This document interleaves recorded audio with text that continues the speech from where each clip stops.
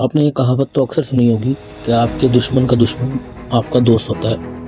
मगर आज जिस कहानी पे हम बात करेंगे वो ये साबित करेगी कि दुश्मन का दुश्मन हमेशा दोस्त नहीं होता। ये कहानी किसी और चीज़ की कहानी नहीं बल्कि लेबनान की पॉलिटिक्स की कहानी है। हिजबुल्लाह क्या था, लेबनान की हुकूमत क्या कर रही है और इसराइल का क्या रोल है। लेबनान की हुकूमत ने रिसेंटली एक मुआहदा साइन किया है इसराइल के साथ, जिसमें उन्होंने इसराइल को एक्सेप्ट कर लिया है। इसका क्या नतीजा होगा, मिडल ईस्ट पे क्या सूरत हाल होगी और क्या इससे लेबनान और इसराइल की जंग ख़त्म हो जाएगी, इन सब चीज़ों को हम जानेंगे इस वीडियो में। लेकिन सबसे पहले हिजबुल्लाह क्या है? क्या ये कोई जंगजू तंजीम है, या ये सियासी पार्टी है, या ये कोई ह्यूमन राइट्स की ऑर्गेनाइजेशन है? आखिर हिजबुल्लाह है क्या? हम जाते हैं 1985 में, जब फर्स्ट टाइम हिजबुल्लाह ने अपना मोटो दुनिया के सामने रखा और उन्होंने एज अ पॉलिटिकल पार्टी अपनी अपीयरेंस दिखाई। और याद रहे, हिजबुल्लाह उस वक्त आया जब इसराइल ने लेबनान पे इन्वेजन की थी। इसराइल 1982 में लेबनान पे इन्वेड कर चुका था, जबकि हिजबुल्लाह उसके 3 साल बाद 1985 में वजूद में आया। तो ये बात सफ़ेद झूठ है कि हिजबुल्लाह की वजह से इसराइल लेबनान पे हमले करता है। उसके अपने एजेंडाज हैं। हिजबुल्लाह लेबनान की पॉलिटिकल पार्टी बेसिकली वजूद में आई थी और इसमें जो है उसने फिर आर्म्ड विंग शामिल कर लिया, मुसल्लह विंग शामिल हो गया। फिर हिजबुल्लाह ने जो है अपने ह्यूमन राइट्स पे वर्किंग शुरू की, चैरिटी स्कूल्स, चैरिटी हॉस्पिटल्स का क़याम किया और ये लेबनीज़ गवर्नमेंट के पैरेलल एक और गवर्निंग बॉडी और एक और स्टेट विद इन स्टेट बन गई। लेबनीज़ गवर्नमेंट इस टाइम जैसे यूएस और इसराइल के पेरोल पे चल रही है, उनकी प्रॉक्सी बनी हुई है, उनके हाथों में खेल रही है, उसी तरह से हम कंपेयर नहीं कर सकते। लेकिन लेबनान की हिजबुल्लाह जो है उसके भी कहीं ना कहीं लिंक्स ईरान की इस्लामी रेवोल्यूशनरी गार्ड कोर से मिलते हैं। अब रिसेंटली जो मौजू बहस है और जो टॉपिक निकल के आया है, लेबनान ने जो एक्सेप्ट कर लिया है इसराइल को एज अ कंट्री, तो सबसे पहले तो ये बहुत बुज़दिलाना और अपने दुश्मन को सपोर्ट करने के बराबर एक्ट है कि आप उस मुल्क को सपोर्ट कर रहे हो जिसने आपके ऊपर वॉर डिक्लेयर की हुई है, आपके हज़ारों शहरियों को मार दिया हुआ है और रोज़ एयर स्ट्राइक्स कर रहा है बिला जवाब। इसके क्या क्या कुछ इम्पैक्ट्स होंगे हिजबुल्लाह के ऊपर और इससे क्या इम्पैक्ट्स होंगे इसराइल के ऊपर और इससे क्या इम्पैक्ट्स होंगे लेबनान की गवर्नमेंट के ऊपर। फर्स्ट ऑफ ऑल, हिजबुल्लाह के ऊपर क्या इस एग्रीमेंट के ड्रॉबैक्स होंगे? उसमें सबसे पहले ये कि जो पॉलिटिकल विंग है हिजबुल्लाह का, उसको फंडिंग मिलनी गवर्नमेंट की तरफ से कम हो जाएगी या मुमकिन तौर पर टोटली ख़त्म हो जाएगी। हिजबुल्लाह की जो फंडिंग है वो टोटली ख़त्म कर सकती है लेबनान की गवर्नमेंट, और उनके खिलाफ जो है वो पार्लियामेंट में भी अपने आवाज़ बुलंद कर सकती है, अपना एजेंडा बता सकती है। मगर यहाँ पे एक बहुत बड़ी प्रॉब्लम है जो कि हम आगे डिस्कस करेंगे। सेकेंडली, लेबनान में जो है हिजबुल्लाह के ख़िलाफ़ अगर वहाँ लेबनीज़ आर्मी एक नया महाज खोल लेती है और दूसरी तरफ से इसराइल हिजबुल्लाह के ऊपर अटैक करता रहता है, तो बहुत बड़ी पॉसिबिलिटी है कि इन दोनों के दरमियान ये तारीख पिसके रह जाएगी।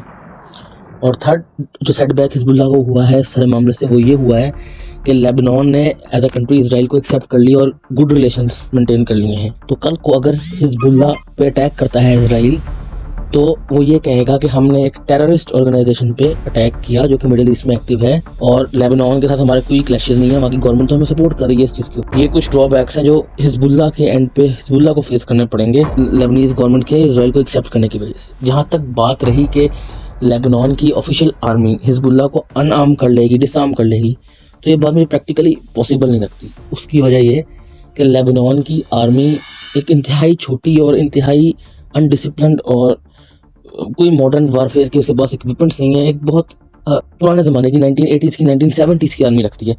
जबकि हिजबुल्लाह के पास बेतहाशा रॉकेट्स, मिसाइल्स का आर्सेनल मौजूद है और इनके पास वॉर का एक्सपीरियंस भी है। ये सीरिया में भी वॉर करते रहे, ये इराक में भी वॉर करते रहे, ये इन्होंने इसराइल को भी 2000 में यहाँ से लेबनान से, साउथ लेबनान से धक्के मार के निकाल दिया। हिजबुल्लाह के पास एक बहुत वसी जो है वो तजर्बा है वॉर का।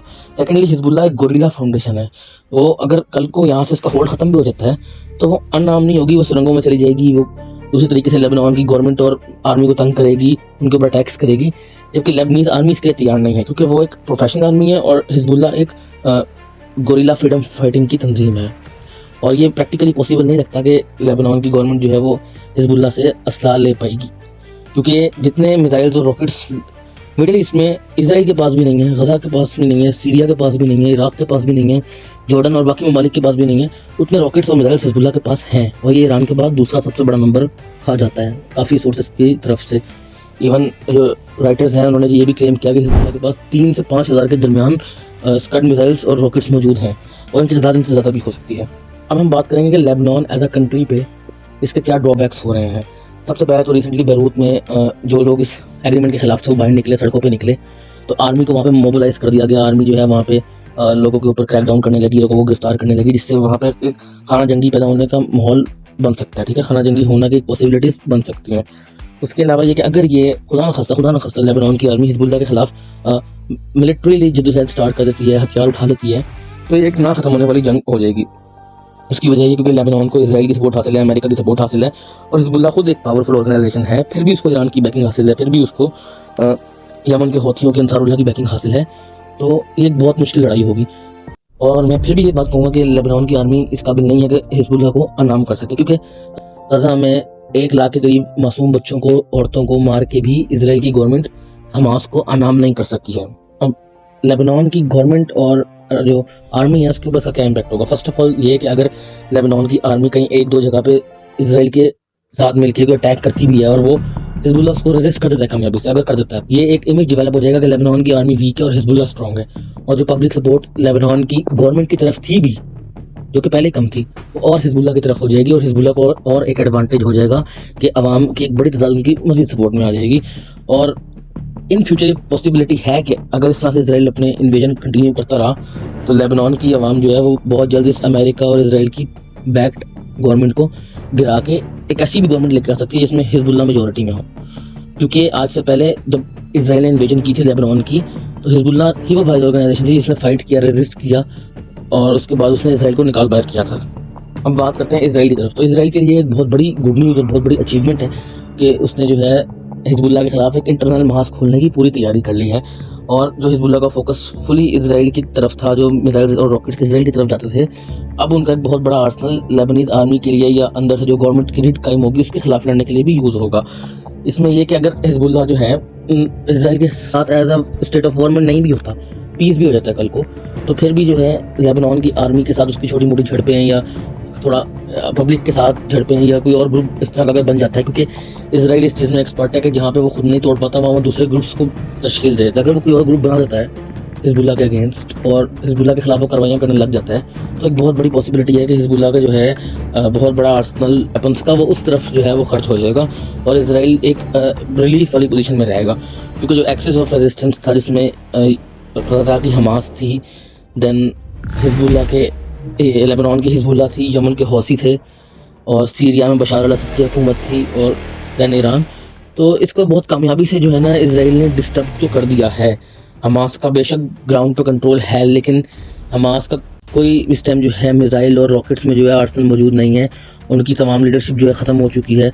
उसके अलावा हिजबुल्लाह की तमाम लीडरशिप ख़त्म हो चुकी है। पहले पेजर हमले हुए, उसके बाद एयरफोर्स के हमले हुए, दैन अब लेबनीज़ आर्मी भी ख़िलाफ़ हो गई है, गवर्नमेंट की भी सपोर्ट नहीं है। सीरिया के अंदर बशार अल असद की हुकूमत जो थी ईरान की सपोर्ट से वो ख़त्म हो गई। उसके अलावा ईरान के ऊपर अब डायरेक्ट अटैक करने लग गया। तो एक बहुत बड़ा इसराइल ने ये अचीवमेंट हासिल की है लेबनीज़ आर्मी को हिजबुल्लाह के ख़िलाफ़ करके, और उसने अपने खित्ते में पोजीशन जो कि पहले ही कदरे स्ट्रॉन्ग थी उसको और स्ट्रॉन्ग कर लिया है।